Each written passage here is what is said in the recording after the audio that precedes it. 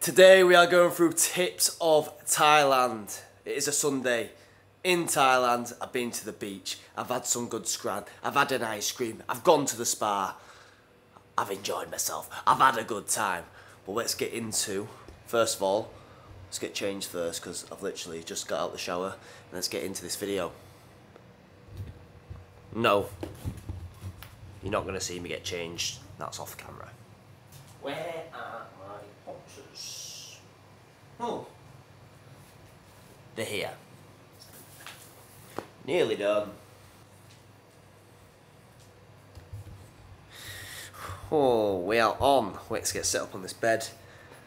And I need my man bag or my fanny pack or whatever you call it, because I have a little one in here that I've got to show you. First off, first tip if you are coming to Thailand, and that is your license. What you need to get is an international driving license. I'm going to get it out the bag. The reason you need this is because, for some weird reason, they brought this rule last year. I got fined 50 quid, 2,000 baht. They try and charge you more, but you just got to bar with them. I think now, because it's so busy, they're charging 1,000 baht fine. Oh, it's well hard to get this out one-handed. Try to unzip it. One sec. For some reason, look at that. It's bloody wet. I have to put that on the fucking radiator, you bastard. And this is the international driving license. So it says there the dates. It's valid for 3 years. And it literally is this. And I can find the right page. It's literally this. They've glued a picture of my face onto there and then stamped it. All your details are here, but you're not finding out where I live. So unlucky for you. But it lasts for 3 years. Where you can get these from is £5.50. That's how much they cost, and they're from the post office.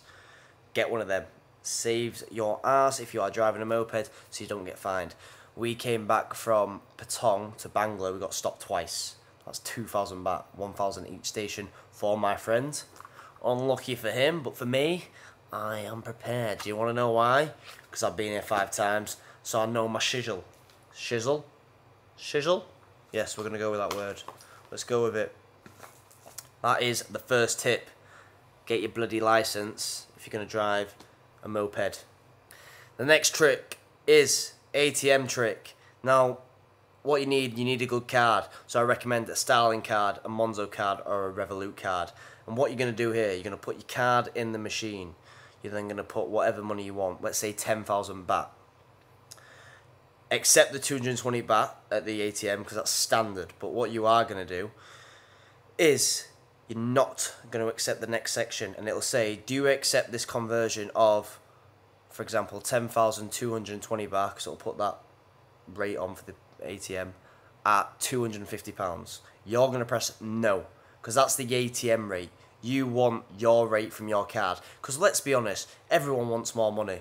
More money. And if I can get more money from my pound to baht, I'm going to bloody get it. Because you know what that means? More Kalpag guy. And more Kalpag guy means more bloody gains. So what you're going to do, you're going to press no. Then it's going to charge your bank the rate instead of the ATM. So it doesn't matter what ATM you go to, as long as you press no. And then on your bank statement, it's going to come up with the conversion rate you got charged. For me, I normally get charged the same as Google because I use Starling. So I get 43 point something last time I took my money out. If I took the ATM's rate, I'd have got 40.9. So I cashed out 10,220 baht. It cost me £233. It cost at the ATM 250 something. So I saved 20 bloody quid there. Bro, I can't do it with this side. Boom, you know what I'm saying? But if I did that every single week or twice a week, those money, those 20 quids, they're going to add up. That means more food for you. So you're welcome. Next trick, bartering. That's another little tip. If it is not commercial, you can barter. For example, if it's a side street stall, if it's a market, you can barter. But if it's a set out commercial building, it's a little bit harder to barter. Their prices are more set in stone. You can get the feel for it of what is more Thai style and when they are ripping you off, because they'll speak in Thai. When you say a price, they might speak to their friend in Thai and then tell you a price after. It's because they're deciding how much to rip you off. If you start speaking to them in a little bit more Thai, or you learn little bits, they may give you better prices. That's how I get cheaper prices, because I talk to them in Thai and make some sort of connection. So that is another tip. Don't accept the prices. For example, motorbikes, you can barter them all day long. They're going to give you an expensive rate because they think you've never been here. Going to charge you 5,000 baht for 2 weeks. Don't fucking accept it. So you got barter. I got offered 5,500 for my Pez for the month. I bartered it down to 3,500. So that has gone from £135-ish to £90. So barter, that's the next tip. Next tip, the SIM card. If you're here a week, probably not worth it. If you're here more than a week, it's worth it. So what you're going to do, you're going to find AIS store. I go to Phuket Central to get mine. And what they do, they charge you 50 baht for the SIM card, and it's either 350 baht or 300 baht for a month of, wait for it, unlimited data. Unlimited. These 7-Eleven ones or airport ones, they're going to rip you off. I got one on this visit just because I needed the Wi-Fi for the first 7 days. I paid 400 baht, and then going to pay that for a month's supply, but unlimited. I've run out of my data already from 6 days or 5 days worth. So go to one of those stores, and it's like a Thai style store, as if you're not a tourist anymore, as if you live there. So you're going to go there, you'll get your number out, you'll take it to the thing, they'll give you the SIM card, give you the data, put it in, load it on, sorted, bish bash bosh, done. And if you're here on a budget, or you're here longer term, that's something you want to do. If you got loads of money, fuck it, go to 7-Eleven and get what you want, because money's not an issue here. But if you're trying to stay here a little bit longer, or you're budgeting it a little bit, go to those stores. For me, Central, Phuket, that's the one I know. There's other ones, but I don't know them, so I'm not going to speak on them. Next one, building a connection. Now this is good wherever you go, not just in Thailand, and not just with Thai people, but building a connection with someone from Thailand. I'm going to say either from the massage parlour, or a restaurant of food, or a shake place. Because one, they're going to teach you a little bit of Thai if you ask them. They're always going to help you. That's going to help you with other bits and bobs in Thailand. Number two, you're going to get better treatment. Number three, they're going to tell you good things to do in Thailand. And number four, it makes it easier for you, and you can get potentially free food, potentially. Might help you in massage, but you build a connection for future years. Now, every year I come to the same massage ladies, and I tip them every time because they are amazing. They're the best ones. I go to them every time. It's just because I've built that connection with them, and they've helped me speak Thai. I don't speak Thai fluent, nowhere near, but I probably have about, I don't know, 50, 60 words in my phone, in my notes. I've just wrote them out to help speak when I want to talk to a Thai person, because then they know I'm trying, then they respect me. And if I do that at a food stall, whoa, more food for me, you know what I mean? And that is from building your connection. So I think that's a very good tip. You can use that one if you want, it's up to you. You can also build a connection with randomers, because then that is networking. This won't be for everyone, but if you are getting a ped, this tip is to video your ped. I'm going to show you an example of this, because I did this today. I helped someone get a ped, and you've got to video it. You've got to video it, because they could fuck you over. And this is what I mean by this.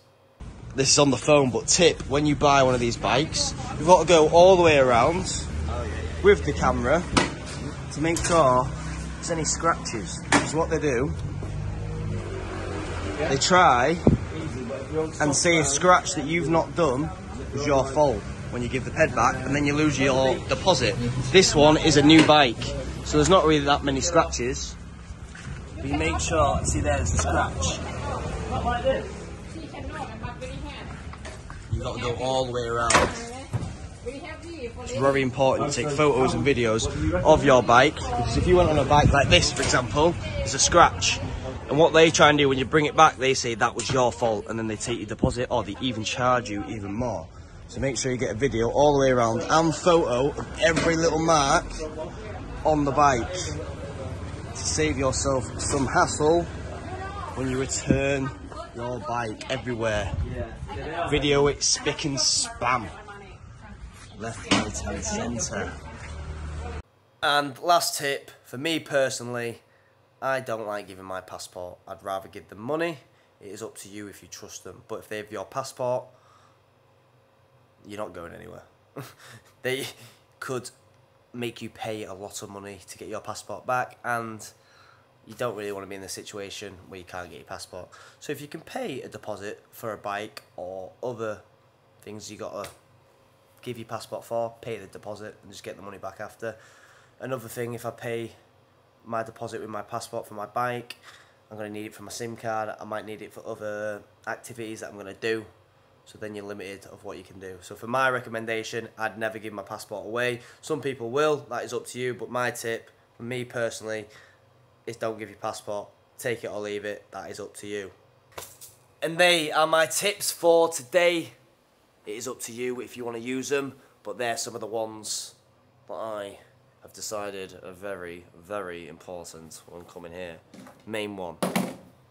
Someone just messaged me then, I had to have a quick look. You never know, could have been the mother. But I think one of the most important one is building a connection, because that is helping with your networking and going from there. This is a new room in Shillong. I'm at my friend's gaff, even as a pool. Don't know if you'll be able to see. Should we open it and find out? Oh, can you? Can you? Maybe just. But this is Shillong. We are on Soi Thai Ad, the fight street. And it's probably my favourite street in the country, because it has everything. Healthy food, it's there. Good prices, it's there. Gyms are there. Whore, massages, shakes. It's all on just a kilometre long street. It is sick. But the reason I'm not staying here, because I'm training at Bang Tao and I want to train there. But I just wish Bang Tao was on this street, because it is sick. I'm going to have to swap hands so I can do this again. Boom, you know what I'm saying? But that is today's video, and if you're watching this today, and I mean today, I hope you have a lovely Sunday and the rest of your weekend. And if you're not watching it on a Sunday, what are you doing? Why are post notifications not on, and why are you not subscribed? But each their own. I'll see you on Monday, which is tomorrow, because obviously Monday comes after Sunday. Bish, bash, bosh, pow!